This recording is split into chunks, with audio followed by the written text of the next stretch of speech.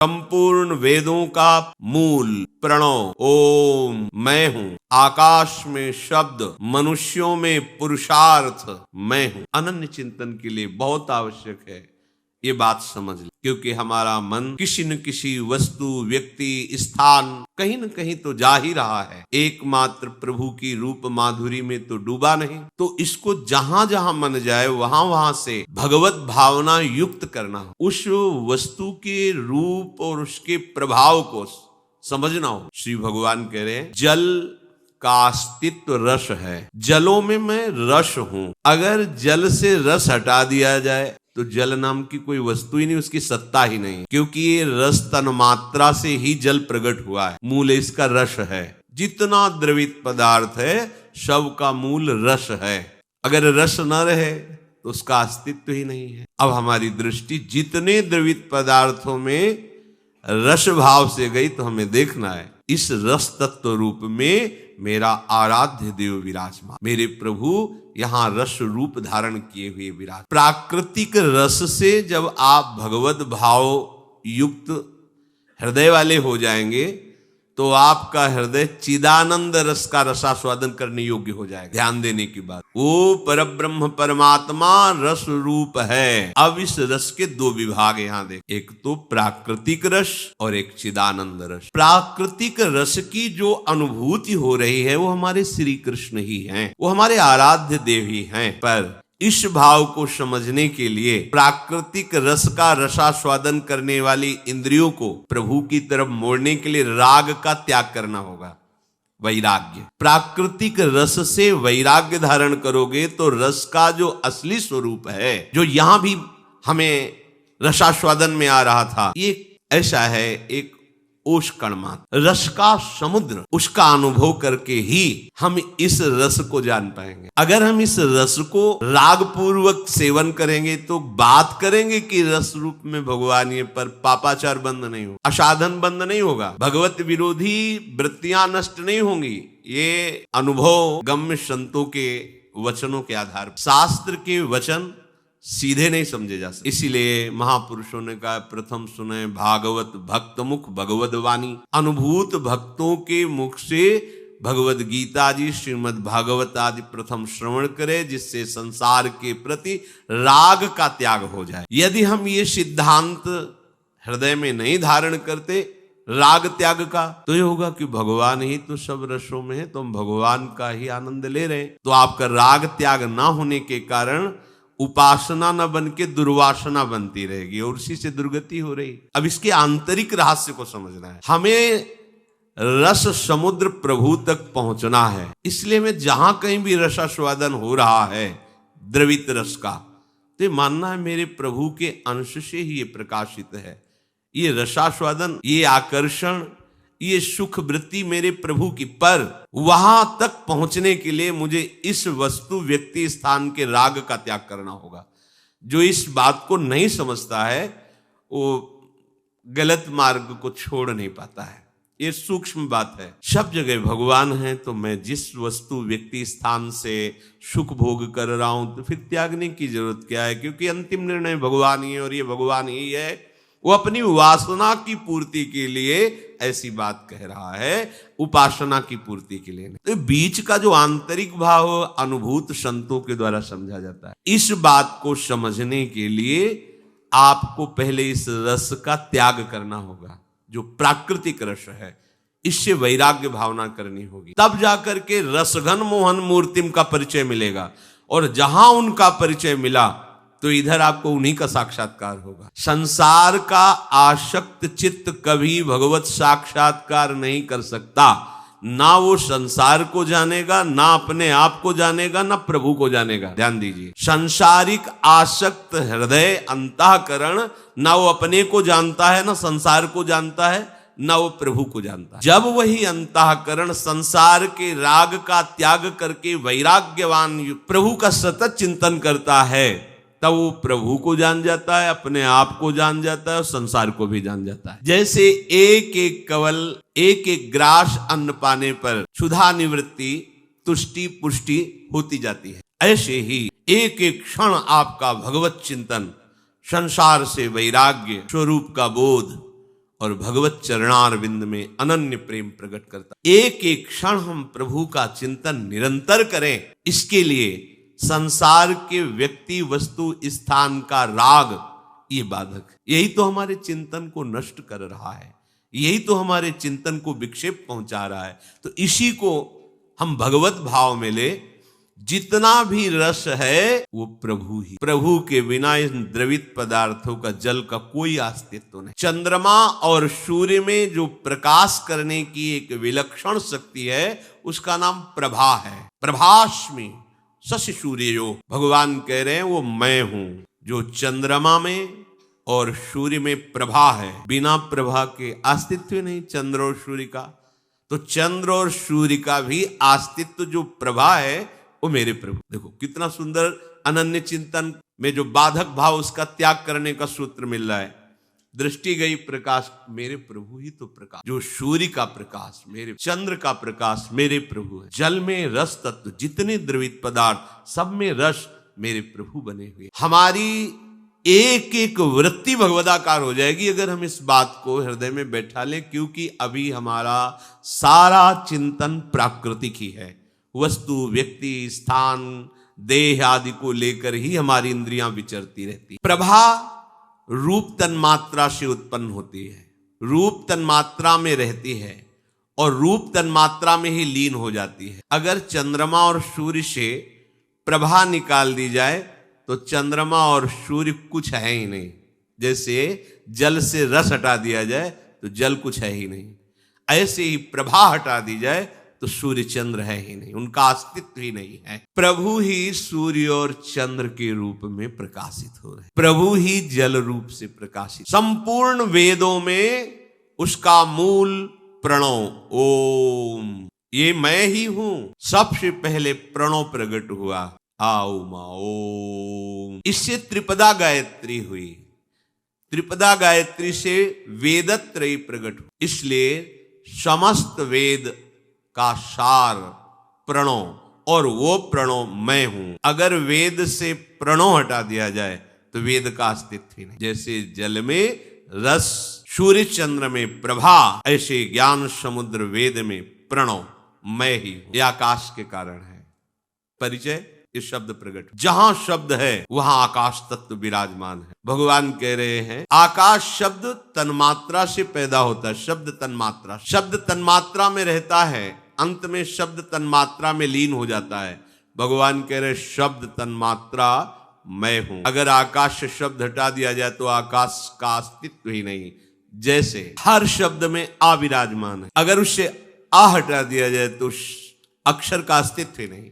का, खा, गा, घा, कहीं भी किसी भी अक्षर आ, एक एक अक्षर में आ ब्रह्म स्वरूप। भगवान कह रहे हैं हर शब्द ब्रह्म। पर ये अनुभव करने के लिए दो विभाग करने होंगे, एक प्रापंचिक शब्द और एक भागवतिक शब्द। प्रापंचिक शब्द का त्याग करके भागवतिक शब्दों का कथन श्रवण करके भगवत तन्मयता, तो फिर आपको चराचर जगत में एक ही बात दिखाई देगी, एक ही बात सुनाई देगी, मेरा प्रभु। प्रभु की मधु, महापुरुषों को और शब्द नहीं सुनाई देते, अपने प्रभु की बात सुनाई देती। जैसे हमें प्रभु की बात नहीं सुनाई देती, प्रपंच की सुनाई देती, क्योंकि श्रवणेन्द्रिय की क्षमता नहीं है। जब इसके दो विभाग करके एक का त्याग करोगे, एक में अनुराग करोगे, तो जहां त्याग किया था बाद में अनुभव हो जाएगा सर्वम खलमिदम। पर इसकी पद्धति है, ऐसा नहीं कि सब ब्रह्म स्वरूप है शब्द। अब हम प्रपंच बोल रहे हैं, गंदी बातें बोल रहे हैं, लोक कथा, ग्राम्य कथा, विषय कथा, हम कहें ब्रह्म है तो ब्रह्म, पर आप इसी से दुर्गति को प्राप्त हो रहे हैं। क्यों?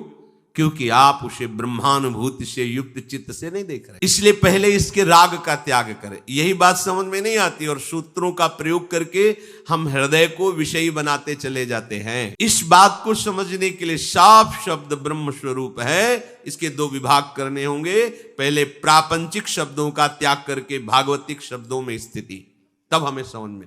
हर अक्षर में ब्रह्म विराजमान है। आज ऐसे सर्वत्र अक्षर में विराजमान है, हर शब्द ब्रह्ममय है, भगवत स्वरूप है। मनुष्यों में पुरुषार्थ मैं हूं, मेरा स्वरूप पुरुषार्थ है। पुरुषार्थ जो हमारे अंदर की सामर्थ्य, वो प्रभु। सामर्थ्य हट गई क्या रहेगा? हमारी सामर्थ्य क्या है?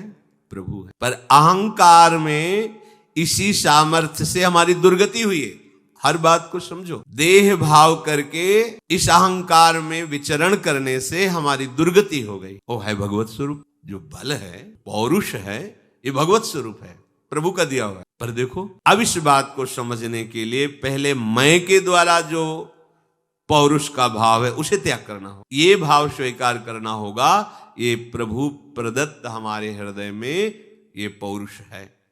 इस पौरुष का प्रयोग दूसरों को सुख प्रदान करने, सुख देवे को चाव, बहुत जल्दी जीवन मुक्त होने के लिए ये बहुत सुंदर सूत्र है। अपने पौरुष का प्रयोग दूसरों के सुख के लिए करे, शास्त्र संयम में रहकर। इसलिए खोल के एक एक शब्द कि नहीं तो आप उसे गलत मार्ग में ले जाएंगे। दूसरा, अपनी वासना की पूर्ति के लिए प्रेरित कर रहा है तो हम कहेंगे दूसरों को सुख देने के लिए। शास्त्र मर्यादा से युक्त होकर अपने पौरुष का प्रयोग परहित के लिए करे, वो पौरुष राग का त्याग करवा देगा, देहाभिमान का त्याग करवा देगा। तब आप देखेंगे कि जो पौरुष आप में वो साक्षात श्री भगवान ही बने बैठे हैं। मनुष्यों में असली पुरुषार्थ है भगवत तत्व में स्थित हो जाना। तुम बड़े पौरुष वाले तभी माने जाओगे जब देह भाव, इंद्रियों की विषय भोगों में प्रवृत्ति, मन का विषयों के प्रति संकल्प, बुद्धि का विषयों के प्रति सुख का निश्चय, इसको पलट दो अपने पौरुषार्थ से, पौरुष से पलट दो। और प्रभु में निश्चय, प्रभु में सुख है, संकल्प प्रभु की प्राप्ति, चिंतन प्रभु के नाम रूप लीला का, अहम प्रभु के दासत्व का, यह है। हम इस पौरुष का प्रयोग दूसरों को दुख देने में, दूसरों के स्वत्व का अपहरण करने में, इंद्रियों को संतुष्ट करने में, मन को दुलार करने में, पुरुषार्थ, धर्म, अर्थ, काम, मोक्ष। पहले धर्म और मोक्ष, बीच में है अर्थ और काम। अगर आप धर्म पूर्वक पौरुष से धर्म की रक्षा करते हुए अर्थ कमाओगे तो आपकी कामनाएं आपको बांध नहीं पाएंगी, वो मुक्त मार्ग की तरफ आपको ले जाए। यदि आप धर्म का त्याग करके अर्थ कमाएंगे तो कामनाएं ऐसी होंगी जो आपकी दुर्गति करा दे। विमुख करके भगवान से नाना प्रकार की अशांति, क्लेश, बंधनों को प्राप्त कराएंगे। ये तुम्हारा पौरुष धर्म और मोक्ष के बीच में अर्थ और कामना का सेवन करने के लिए धर्म पूर्वक अर्थ कमाओ और धर्मयुक्त कामना से जीवन निर्वाह करो तो तुम मोक्ष पदवी के योग्य हो जाओ। इस जीवन का परम पुरुषार्थ है अब हमारा जन्म कर्म बंधन से युक्त ना हो, हमें प्रभु की प्राप्ति हो। मनुष्य को, केवल मनुष्य को यह अधिकार मिला है कि वो भगवत प्राप्ति कर सकता है, अन्य योनियों को नहीं। देवता भी तरसते हैं कि हमें कब मनुष्य शरीर मिले और मैं ऐसा भजन करूं कि ब्रह्मलोक से भी परे जो आनंद है उसको मैं प्राप्त। वो आपने को अवसर मिल गया है। जैसे ये कहा जाता है कि हमारे अंदर सामर्थ्य नहीं है, हम ये नहीं कर सकते, तो आप गलत सोच रहे हैं। आपका पौरुष भगवान है, भगवान असीम अनंत बलशाली है। आप अपने को देह भाव से मानकर विषय भोगों में लगा दिए, इसलिए आपकी आध्यात्मिक ऊर्जा शक्ति नष्ट हो गई। आप कहते हो मेरे में सामर्थ्य नहीं कि मैं इस भोग के बिना रह सकूं, इस व्यक्ति के बिना रह सकूं, इस वस्तु के बिना रह सकूं।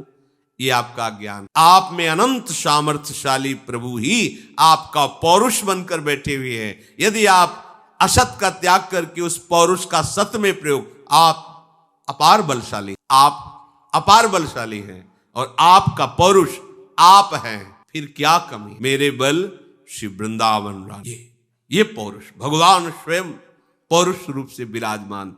चूको मत, बढ़िया अवसर है, निकल चलो। श्री भगवान कह रहे हैं मैं पृथ्वी में गंध हूं। गंध हटा दिया जाए तो पृथ्वी का अस्तित्व। पृथ्वी में पवित्र गंध मैं हूं, अग्नि में तेज मैं हूं, संपूर्ण प्राणियों का जीवन शक्ति मैं हूं, तपस्वियों की तपस्या मैं हूं। पुण्यो गंधा पृथिव्याम, पृथ्वी गंध तन्मात्रा से उत्पन्न हुई है, गंध तन्मात्रा रूप से रहती है और अंत में गंध तन्मात्रा में ही लीन हो जाती है।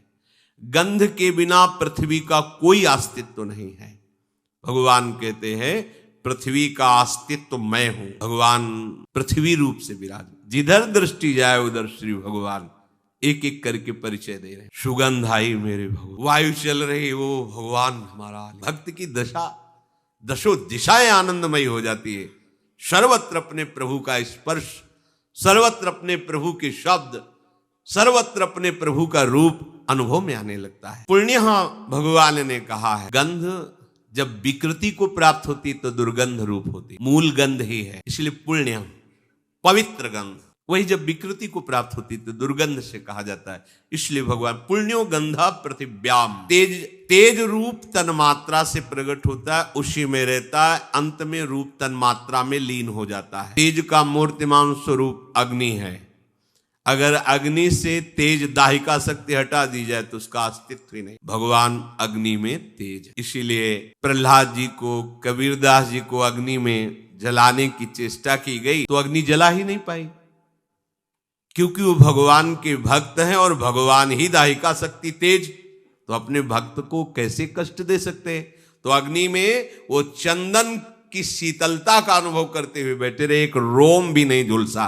प्रहलाद जी को जैसे होली जो है उसी का उत्सव मनाया जाता। हिरण्यकश्यप ने सब कुछ करके देख लिया, प्रहलाद जी की मृत्यु का वो कोई कारण ही नहीं सोच पा रहा, कैसे मरे, हर उपाय कर लिया, बड़ा उदास बैठा था।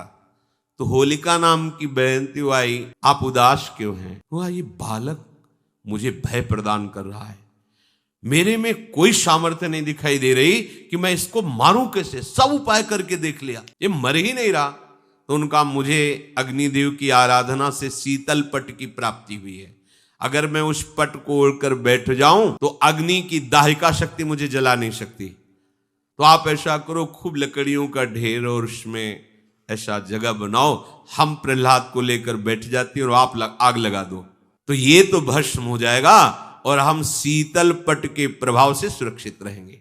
ऐसा ही बड़ा प्रसन्न हुआ हिरण्यकश्यप, ऐसा ही किया गया। जो कुछ भक्त हृदय थे उनको बड़ा दुख हो रहा था कि ऐसी अग्नि ज्वाला में कैसे प्रहलाद जी सुरक्षित रहेंगे। प्रहलाद जी को बिल्कुल भय नहीं लगा। ये भक्त का लक्षण होता है, निर्भय। शरणागत भक्त का पहला लक्षण निर्भय, दूसरा निश्चिंत, तीसरा निशोक। मेरे प्रभु सब रूपों में हैं, वो जैसा चाहेंगे वही होगा। कैसे ऐसा हो सकता है कि प्रभु के विरुद्ध कोई देवता, लोकपाल, कोई शक्ति आचरण कर सके? ऐसा कैसे हो? वो शीतल पट के आश्रय में है, अग्नि प्रदत्त, और अग्नि में दाहिका शक्ति रूप से जो विराजमान है उनका आश्रय लिए। सामने जबरदस्ती ऐसे मानो प्रहलाद जी को पकड़ के बैठी, आग लगा देंगे, प्रहलाद जी का रोम भी नहीं, और उल्टा शीतल पट प्रहलाद जी के ऊपर, और वो पूरी चीख चीख करके जल के भस्म हो। क्यों? दाहिका शक्ति। पूरी लंका जला दी, भक्तराज हनुमान जी की पूंछ का एक बाल भी नहीं झुलसा। क्यों? क्योंकि दाहिका शक्ति स्वयं प्रभु है, अपने भक्ति के एक बाल को भी नहीं झुलसा। पूरी लंका जल गई, लेकिन विभीषण जी के घर में झुलसन भी नहीं हुई। हमारे प्रभु तेजः स्वरूप अग्नि में दाहिका शक्ति तेज रूप से विराज, मेरे प्रभु। जहां तुम्हारी दृष्टि जाएगी तुम्हें भगवत चिंतन करने का सौभाग्य मिलेगा। अगर ये बात आप स्वीकार करते चले जाएंगे तो धीरे धीरे चराचर जगत भगवत चिंतन युक्त हो जाएगा।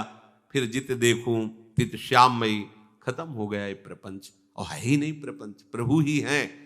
पर इसको केवल बातों से नहीं, भजन करते हुए ये अभ्यास करना होगा। ये भगवान ने कहा है, मैं इन सब रूपों में हूं। तेज के बिना अग्नि का अस्तित्व ही नहीं है, वो तेज हमारे प्रभु हैं। अब जो भी तेजस्वी तेजवान दिखाई दे रहे हैं, प्रभु की भावना करो। प्रभु कह रहे हैं, मैं तेज हूं, तेजस्वियों का मैं तेज हूं।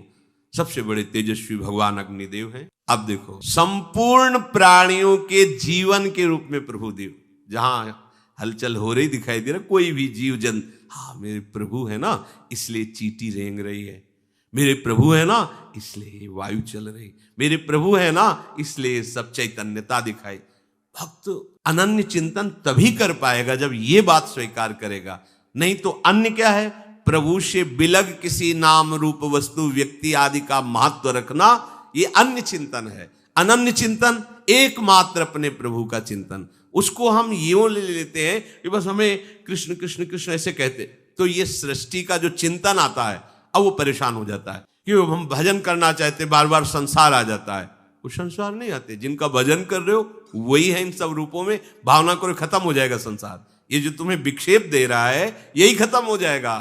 प्रभु संपूर्ण प्राणियों में जीवन रूप से विराजमान है। आपको जो दिखाई दे रहा है चैतन्यता, मेरे प्रभु विराजमान। अगर ये जीवनी शक्ति, प्राण शक्ति हट जाए तो किसी का अस्तित्व ही नहीं रह जाता, नाम रूप सब मिट जाता है, नष्ट कर दिया जाता है। प्राण शक्ति, जीवनी शक्ति स्वयं श्री भगवान बने बैठे। प्राण शक्ति के बिना कोई भी प्राणी कहलाने योग्य नहीं रह जाता, मुर्दा है, नष्ट। ये विलक्षण है प्राण, ये भगवान ही है। अब कोई भी जीव में दिखाई, अच्छा ये चल रहा है, हिल रहा है, बोल रहा है, वो मेरे प्रभु है। तो मुर्दा अगर दिखे तो चैतन्यता की तो सब जीवन शक्ति प्रभु है, तो मुर्दे में भी प्रभु विराजमान है। क्योंकि अगर सर्वत्र है तो मुर्दे में भी है। तो अभी तो आप कह रहे थे जो प्राण शक्ति, जीवन शक्ति वो ना रहे तो उसका अस्तित्व तो नहीं। अंतर्हित हो जाना और बाह्य हलचल होना, दोनों समय में एक ही भगवान विराजमान है।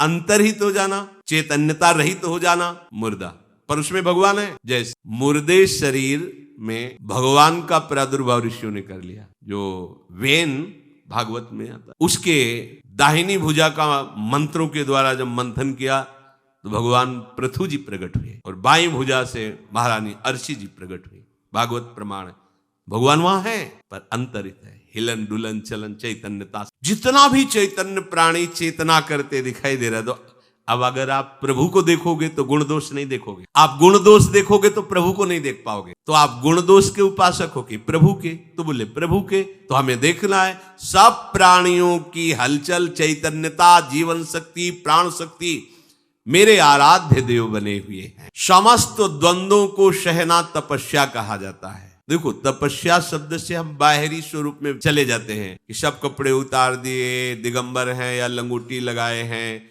भस्म लगा ली, आग के बीच में जल में खड़े होकर या धूप में, बोले बड़ी तपस्या हो रही। ये तपस्या का बाह्य अंग है, इसे संपूर्ण तपस्या नहीं कहते। वास्तविक तपस्या क्या है?